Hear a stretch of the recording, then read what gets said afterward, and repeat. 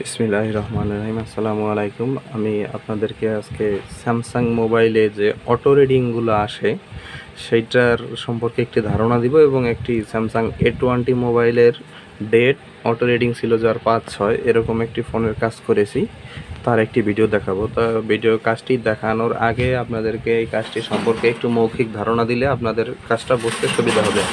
আমরা অনেক সময় দেখি যে স্যামসাং মোবাইল চালু হয় না, অথচ পাওয়ার সাপ্লাইতে লাগাইলে অটো রিডিং আসে আপনার 3, 4, 5, 7 এরকম রিডিং আসে। তো সেই রিডিংগুলো আসলে মূলত কোথা থেকে আসে সেগুলো আমি আপনাদেরকে একটু ধারণা দিতে চাই। তো এখানে দেখতে পাচ্ছেন আপনারা, আমি স্যামসাংয়ের দুটি ব্যাটারি কানেক্টর রেখে ড্রয়িং করে রেখেছি। এটি হলো ফিক্সড ব্যাটারি, এটা হলো যেটা রিমুভ করা যায়, রিমুভেবল ব্যাটারি কানেক্টর। এবং এটার হলো পজিটিভ লাইন, এটা হয়েছে গিয়ে আপনার থার্মাল লাইন, উপরেরটা আইডি লাইন এবং শেষেরটা জিএনডি বা গ্রাউন্ড লাইন। এবং এটা হচ্ছে গিয়ে যেই মোবাইলগুলো ব্যাটারি খোলা যায়, যেমন J5, J2, J36 এই সিরিজ বা অন্যান্য J250 এরকম যে ফোনগুলো J7, তো সেটা হলো লাস্টেরটা থাকে এনসি মানে নট কানেক্টেড, এটা কোনো কিছুর সাথে কানেক্টেড থাকে না, এটা জাস্ট সাপোর্টিংয়ের জন্য থাকে। তারপরের যেটা সেটা হলো গ্রাউন্ড, এরপরের যেটা সেটা হলো থার্মাল লাইন, এরপরে ফার্স্ট যেটা এটা হচ্ছে ব্যাটারি পজিটিভ কানেক্টর বা ভিব্যাট কানেকশন যেটা বলেন। এখানে থাকে ভিব্যাট 3.7 থেকে থাকে আপনার 4.2 ভোল্ট পর্যন্ত। এখন আমি দোনোটার পজিটিভ কানেক্টর আমি একত্রে এই যে 2GPA-টা এখানে দিয়ে রেখেছি, কারণ আমরা যে স্যামসাং A20-র কাজটা করেছি সেটা আসলে মূলত এই জায়গা থেকে এসে। তো আপনারা দেখতে পাচ্ছেন যে এই যে একটি 2GPA, তো এই 2GPA-র এইখান থেকে এইটার এই যে পজিটিভ সাপ্লাইটা ঢুকেছে, এটা একটা ক্যাপাসিটার দ্বারা ফিল্টার হয়েছে এবং একটি ডায়োড দ্বারা সেটাকে রেকটিফাইড করা হয়েছে। এই ডায়োডটা অনেকটা হলো গিয়ে আমাদের ফিউজের মতো কাজ করে, কারণ দেখা গেছে এখানে ওভার ভোল্টেজ যখন ফ্লো হয় সেই ক্ষেত্রে ডায়োডটা আগে খারাপ হয়, এরপরে ক্যাপাসিটারটা লিকেজ হয়ে যায়। মূলত এটা সার্কিটের প্রোটেকশনের জন্য দেওয়া হয়েছে এবং ক্যাপাসিটারটা মূলত ভোল্টেজটাকে ফিল্টারিং করে রাখে। তো আমাদের আজকে যা মূল বিষয়, যে আমরা যখন এইখানে পজিটিভ নেগেটিভে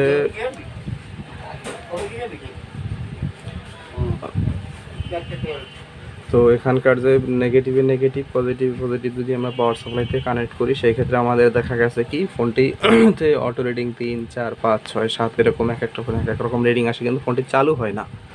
এবং এই ফিক্সড ব্যাটারির ক্ষেত্রেও তাই দেখা যাচ্ছে যে ফোন ডেড, ঠিক আছে, কাস্টমার এসে বলে যে ফোনটি হঠাৎ বন্ধ হয়ে গেছে, তো আমরা খুলে দেখি যে পাওয়ার সাপ্লাইতে লাগাই, অটো রিডিং থাকার কারণে পাওয়ার কি প্রেস করলে কোনো রিডিং নেয় না।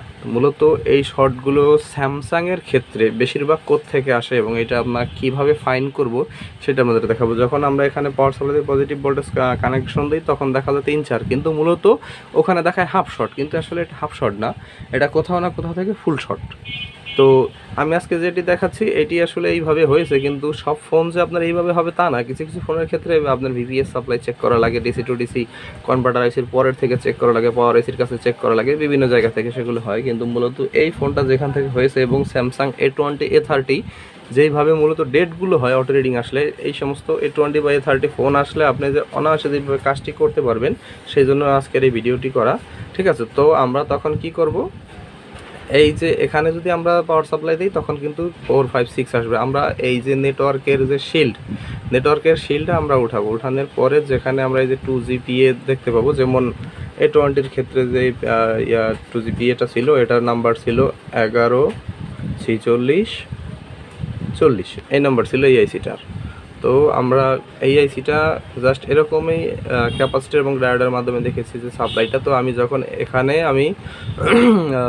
4 ভোল্টেজ পাওয়ার সাপ্লাইয়ের মাধ্যমে ইন করি তখন আমার এই এসিটা হিট হচ্ছিল। আরেকটা বিষয় আপনারা অনেক সময় দেখতে পাবেন যে টিনটা রিমুভ করলে এই জায়গার যে যে এখান থেকেই বেশিরভাগ আইসিটা ফুটে যায়, এখানে ফুলে ওঠে, এখানে একটা ডটের মতো তৈরি হয়। তো সেটা তো দেখলে আপনি বুঝতে পারবেন আইসিটা ফিজিক্যাল ড্যামেজ আছে কিনা। যদি ফিজিক্যাল ড্যামেজ না দেখেন সেই ক্ষেত্রে এখানে মাল্টিমিটারের মাধ্যমে যদি কন্টিনিউটি মোডে দিয়ে এখানে নেগেটিভ প্রবটা রাখেন তাহলে দেখতে পাবেন কন্টিনিউটি পাবেন। কন্টিনিউটি পাচ্ছেন তার মানে কি হয় এই আইসিটা শর্ট, আর না হয় এই ক্যাপাসিটার বা ডায়োড শর্ট। তো সেই ক্ষেত্রে আপনি চাইলে ডায়োডের ক্যাপাসিটার রিমুভ করে দেখতে পারেন যদি আইসিটা ফ্রেশ থাকে। যদি দেখেন যে না শর্ট যায়নি তখন আইসিটা রিমুভ করে তখন রিডিং নেবেন, দেখবেন যে রিডিংটা যদি তখন স্বাভাবিক থাকে আর কন্টিনিউটি মোড চলে যায় তার মানে কি আইসিটা শর্ট ছিল। তো এবার আসুন প্র্যাকটিক্যাল কাজে যাই।